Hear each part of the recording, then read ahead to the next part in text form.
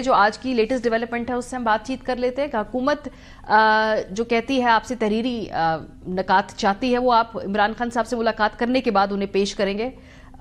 آج ملاقات ہو کیوں نہیں پائی اور یہ ملاقاتوں کے بیچ میں ہم دیکھ رہے ہیں 2 دن 3 دن 4 دن اس کا فرق آ رہا ہے. یہ آپ کی طرف سے ریکویسٹڈ ہے کہ بھئی ہم پیر کو ملیں یا حکومت اجازت نہیں دیتی, اجازت ملتی ہے تو 3 دن بعد کی ملتی ہے؟ یہ اجازت کا میکنزم کیا ہے اور اس میں اتنا پاز کیوں آتا ہے ملاقاتوں میں؟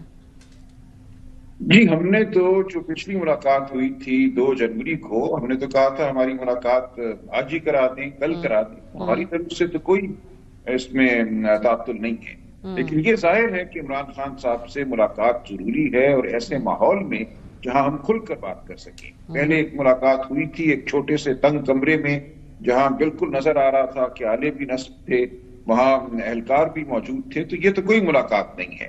ہمیں ایسی ملاقات چاہیے جہاں ہم تمام گفتگو جو ہے وہ کھل کر سکیں, مستقبل کا لائحہ عمل جو ہے وہ طے ہو سکے. وہ ملاقات کہاں ہو سکتی ہے, کہاں ہو سکتی ہے؟ سجیسٹڈ مطلب ریکمینڈڈ جگہ کیا ہے؟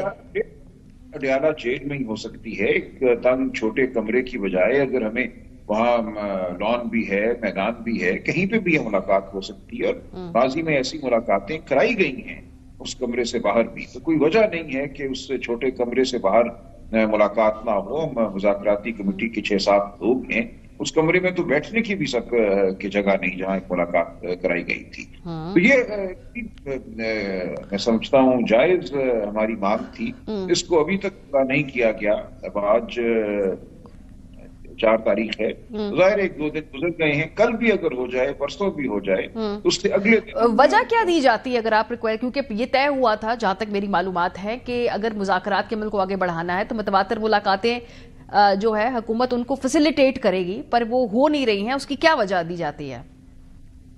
کوئی وجہ نہیں دی جا رہی. تو ہم اسی لیے منتظر ہیں کہ اس عمل کو اگر ہم نے آگے بڑھانا ہے, سرعت سے بڑھانا ہے, تو یہ تاخیر نہیں ہونی چاہیے.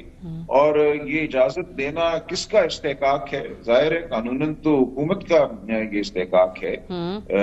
جیل کے اوپر جو انتظامی کنٹرول ہے وہ پنجاب حکومت کا ہے یا وہ وفاقی حکومت کا ہے, تو کریں ملاقاتوں کو ممکن. نہیں تو پھر رانا ثناء اللہ صاحب یا اسحاق ڈار صاحب تو انہی کے ریپرزینٹیٹو ہے نا, مطلب اسحاق ڈار صاحب تو almost deputy prime minister, de facto prime minister اسی ایریا میں آپریٹ کرتے ہیں نا. آپ کو اجازت نہیں مل رہی ہے, تو پھر اگر ملاقاتوں کی اجازت نہیں مل رہی تو آگے چیزوں میں آپ کو کتنا کانفیڈنس ہے کہ باقی شرائط اور آگے ٹی او آرز اور ان کی امپلیمنٹیشن کے اوپر ان کے پاس اتھارٹی ہوگی؟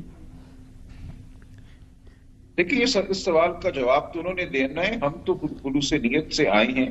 یہ تقاضا کیا جاتا تھا میڈیا پہ بھی, سیاسی حلقوں میں بھی, کہ آپ بات کیوں نہیں کرتے. عمران خان صاحب نے کہا چلیں ہم بات کر لیتے ہیں, اگر آپ کو ہماری بات سننے کا اختیار بھی حاصل ہے, استحقاق حاصل ہے, تو سنیے ہماری بات اور عمل کیجیے.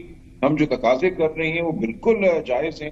ایک قانون موجود ہے کمیشن آف انکوائری کے حوالے سے, ہم صرف یہ کہہ رہے ہیں کہ اس قانون کے تحت آپ کمیشن آف انکوائری بنا دیجئے 9 مئی اور 26 نومبر کے حوالے سے.